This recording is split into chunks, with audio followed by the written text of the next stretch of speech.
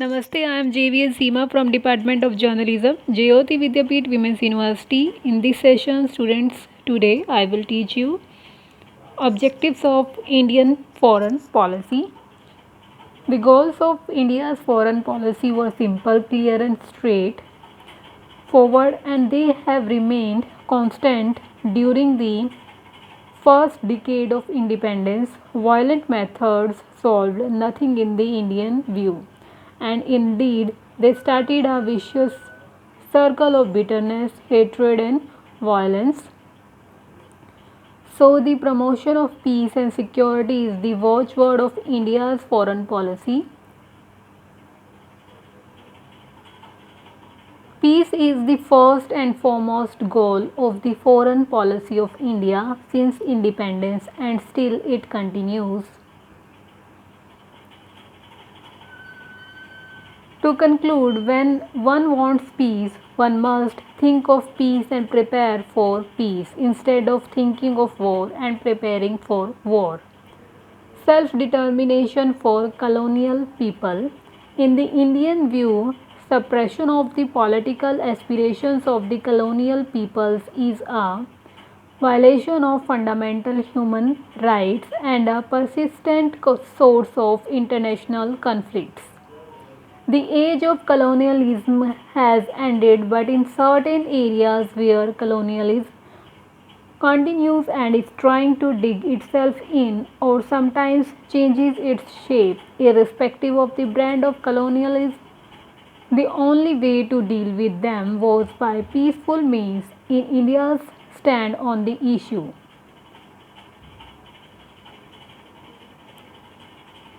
Opposition to racialism. India's foreign policy is in opposition to racialism and support to the establishment of an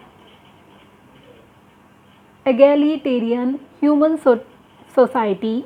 India took this stand not only due to the reason of humanity but also because racialism is one of the sources of conflicts in the world.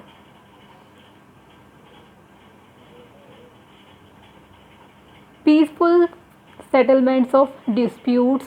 The fourth important objective of Indian foreign policy is peaceful settlement of international disputes and conflicts, the great emphasis being on peaceful solutions. In fact, it is the corollary to the major and primary objective of promoting international peace and security, but so prominent a place did the question occupy in India's role in world affairs that it deserves to be treated as a separate goal in itself. The Indian government had no faith in the policy and attitude of some states of negotiation through strength, and it was illogical for both the parties. It would be simultaneously strengthening themselves and thus intended to neutralize the other party's strength.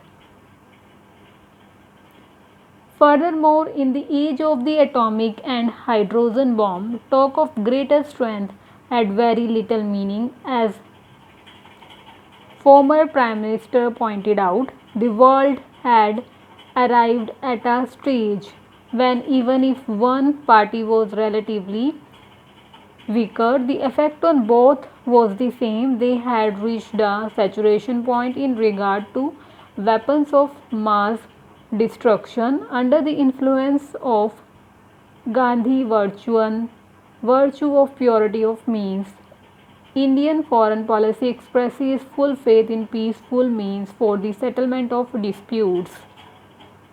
After having achieved independence through peaceful and non-violent means, India has been a firm supporter and follower of the principle of settling international disputes through pacific means.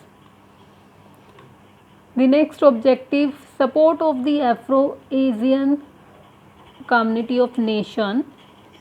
Another objective in India, which came to have a major place in the foreign policy, was to secure peace and security for the Afro-Asian countries In the World Forum, India utilized every opportunity to promote their interest and influence and their participation in the world decision making process. She took a strong stand whenever the claims of Indian countries were ignored or were sought to be suppressed, while being vigorously opposed to denigrating, ignoring, or suppressing Asian views and influence by non Asian powers.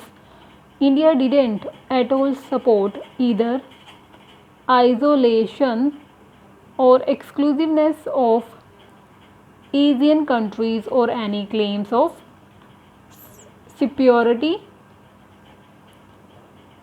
over the nation of other continuity. Hence, India securely stood for cooperation with the rest of the world, but on a footing of equality and dignity which has been denied to the Indian country for long. In fact, the denial of these is one of the main dangers to world peace in the Indian view. Next is support to international organization. India is a staunch supporter of all international organizations, including especially the United Nations organization and most of its specialized agency, even though was not then independent. India played a considerable part in its success.